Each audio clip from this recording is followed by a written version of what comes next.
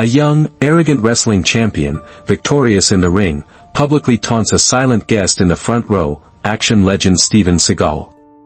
He challenged the fake movie fighter. He never expected the legend to accept. The Las Vegas arena was a roaring cavern of electric humanity. 20,000 souls, a pulsating mass of cheers and jeers, watched as the titan in the ring raised his arms in victory.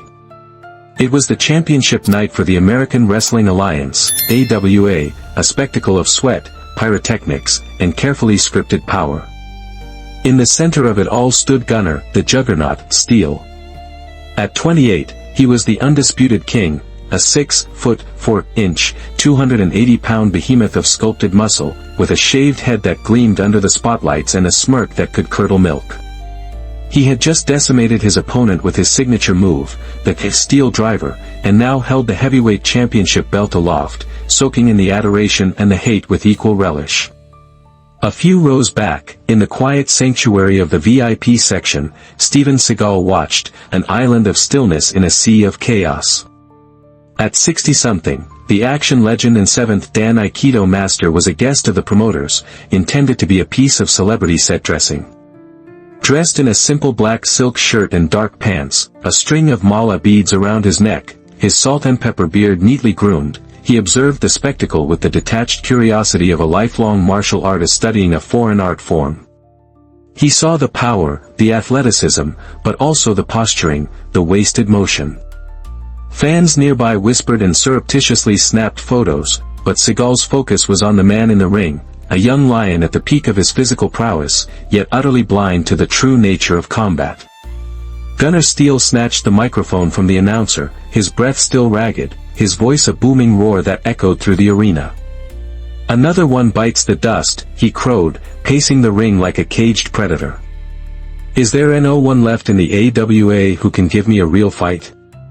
The crowd responded with a deafening mix of cheers and boos, which only fueled his ego. His eyes swept the roaring masses, then, as if guided by a producer's cue, they locked onto the VIP section.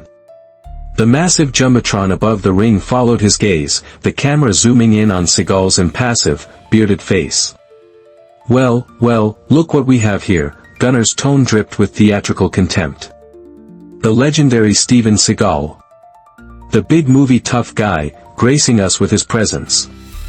The crowd's noise shifted, a current of surprise and intrigue running through it. "What's the matter, Seagal?"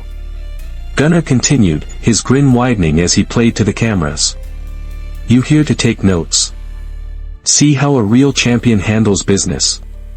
He flexed a bicep. "Or maybe you're looking for a new stunt double. I gotta warn you, mate, I don't do fake punches.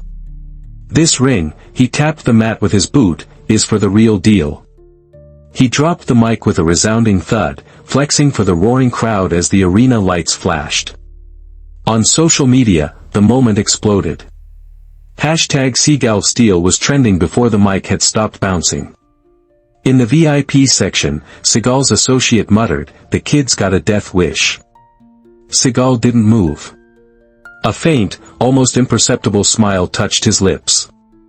He thought of his own dojo, of the principles of Budo, of humility, respect, and the quiet efficiency of true martial power.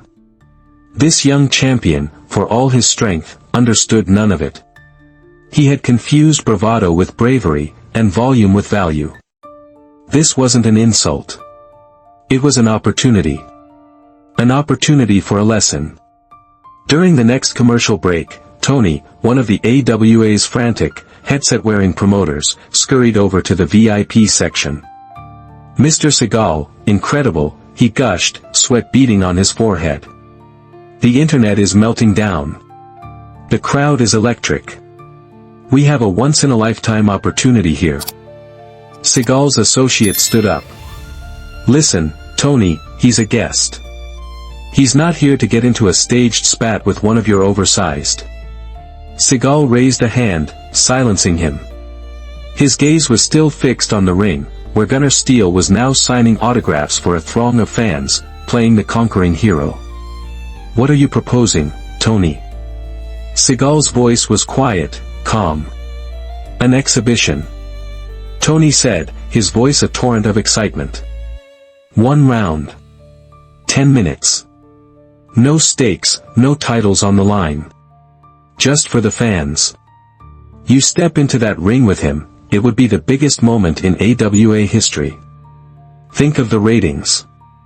Seagal was silent for a long moment. He wasn't thinking about ratings.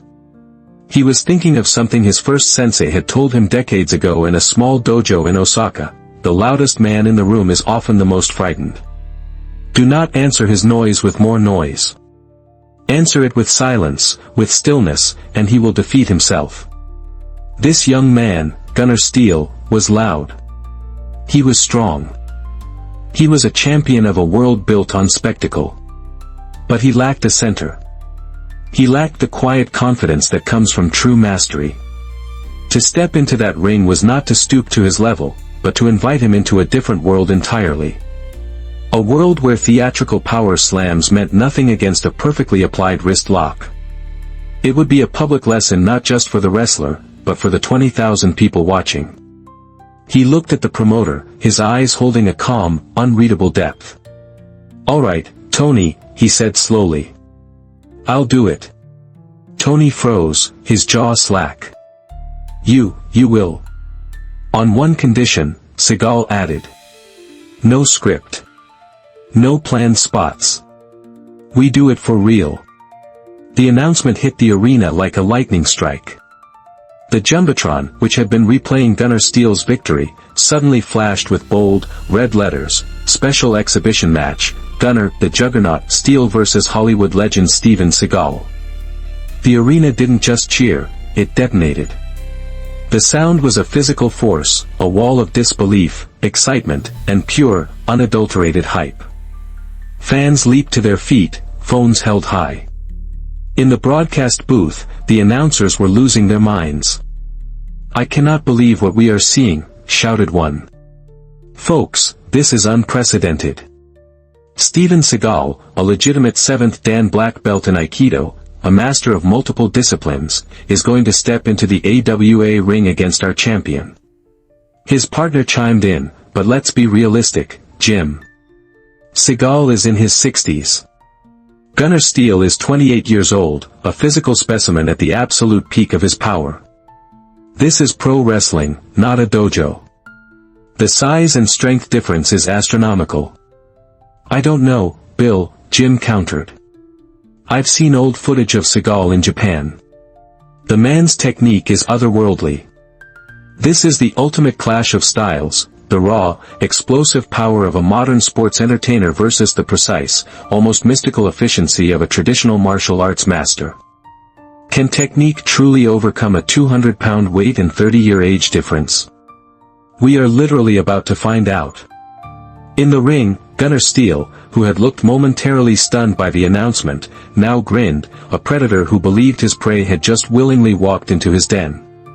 He grabbed a mic. "You're on, old man," he roared to the crowd. "I'm going to make you wish you stayed in your fancy Hollywood trailer." The main event was over, but the night was just beginning. The arena buzzed with an energy that felt different, more real. This wasn't part of the script. This was unknown territory. First, the champion's music hit, a blast of heavy metal and screeching guitars. Smoke cannons erupted at the stage entrance as Gunnar, the Juggernaut, Steele emerged, the AWA championship belt slung over his shoulder. He stomped down the ramp, slapping hands with fans, his face a mask of supreme, arrogant confidence. He bounded into the ring, climbed the turnbuckles, and flexed for the roaring crowd, a modern-day gladiator in his element. Then, the arena fell into a relative hush. The heavy metal cut out, replaced by the simple, haunting notes of a single shakuhachi flute, a sound of profound stillness that seemed utterly alien in this temple of noise. All spotlights converged on the entrance ramp. Steven Seagal emerged from the tunnel. He had shed his silk shirt for a simple, black sleeveless training top and loose-fitting black martial arts pants. His salt and pepper beard was sharp, his ponytail tight. He wore no flashy robe, no hype man at his side. He just walked. His pace was deliberate, unhurried. He didn't play to the crowd. His dark eyes were fixed on the ring, on the man waiting for him. He radiated an aura of absolute, unshakable calm. It wasn't the entrance of a showman, it was the entrance of a master entering his dojo. He slid under the top rope, stood in his corner, and simply waited, his breathing slow and even. The bell rang, and the sound seemed to crackle in the electric air. The bell's echo had barely faded when Gunner Steele charged. He moved like his nickname suggested, a juggernaut of pure force, aiming to end the exhibition in seconds with a devastating clothesline. He wanted to demonstrate the difference between a real athlete and a movie star. For Seagal, the attack was a telegraphed explosion of kinetic energy, all forward momentum and no subtlety. He didn't retreat. He didn't brace. At the last possible microsecond, he executed a simple ten-can, a turning movement. Pivoting on his lead foot, his body rotated 180 degrees, his back briefly turning to Gunner. The champion's arm, meant to decapitate, sliced through empty air where Seagal's head had been a moment before. Gunner's momentum carried him stumbling into the ropes. The crowd let out a collective gasp. It was like watching a bull miss a matador. Gunner spun around, his face flushed with embarrassment. "Stand still and fight," he bellowed. He lunged again, this time trying to grapple, to use his immense wrestling strength to overpower Seagal. He shot in for a double-leg takedown. Again, Seagal moved. He didn't try to sprawl or push back. He yielded. He lowered his center of gravity and, as Gunner's head came down, Seagal's hand came up, not in a fist, but open. He delivered a sharp, precise atomy strike, a palm heel to the side of Gunner's neck, near the brachial plexus. It wasn't a knockout blow, but it sent a jolt of disruptive, numbing energy through the wrestler's system. Gunner grunted, his takedown faltering for a split second. It was all the time Seagal needed. He sidestepped, controlling Gunner's head, and used his opponent's own forward drive to guide him face-first into a turnbuckle. The announcers were frantic. Incredible evasion from Seagal. Steele can't seem to land a single clean shot. Gunner was now furious. He abandoned technique and started swinging wild, powerful haymakers. Seagal moved like a ghost, flowing around the attacks. A right hook was deflected with a subtle parry. A left jab was guided harmlessly past his head. He wasn't just dodging, he was controlling the space, making Gunner punch at shadows, forcing the larger man to expend massive amounts of energy while he remained centered, calm, his own energy conserved. With each missed punch, Gunner's frustration mounted, his movements becoming sloppier, more predictable. Seagal wasn't just fighting a man, he was deconstructing a storm, piece by piece. The second phase of the lesson began. Having demonstrated the futility of brute force against pure technique, Seagal started to introduce pain. As Gunner threw another wild punch, Seagal flowed inside the arc of the attack, his hand clamping onto Gunner's wrist in a grip of iron. He applied a simple, standing wrist lock, kotegeshi. A sharp, agonizing cry escaped Gunner's lips as his wrist was bent at an angle it was never meant to go. Seagal didn't hold it to cause injury, he held it for a single, searing second to deliver a message, then released it. Gunner staggered back, shaking his hand, a look of shocked pain on his face. The crowd, used to seeing wrestlers absorb theatrical chair shots, fell silent at the sight of this real, undeniable pain. "What was that?" screamed the announcer. It looked like Seagal barely touched him, but Steele is in serious trouble. The Juggernaut, his pride deeply wounded, let out a roar of pure rage and charged again, this time managing to wrap Seagal in a crushing bear hug, lifting him off his feet. The crowd roared, thinking this was finally Gunner's moment. He squeezed, intending to crack the older man's ribs. But trying to crush Seagal was like trying to crush water. Seagal relaxed his body, then suddenly drove the point of his elbow into a pressure point in Gunner's side. The wrestler's grip loosened with an involuntary grunt. In that instant of release, Seagal slid his hands up, found Gunner's jaw and the back of his head, and applied a sharp, controlled twist. It wasn't a neckbreaker, it was a pure, biomechanical disruption of balance. Gunner's world tilted, and he was forced to release the hold and stumble backward to keep from falling. Gunner was now breathing heavily, his chest heaving, his face a mask of confusion and fury. Every offensive move he made was not only neutralized but turned against him. He was the champion, the strongest man in the AWA, yet he couldn't land a blow. This quiet old man in black was making him look like an amateur. He was no longer playing to the crowd. He was fighting for his pride, and he was losing. He saw an opening and lunged, trying to lock Seagal in a chokehold from behind. But Seagal was already turning, anticipating, his movements a step ahead, ready for the final lesson. Gunner's attempt at a rear choke was born of desperation.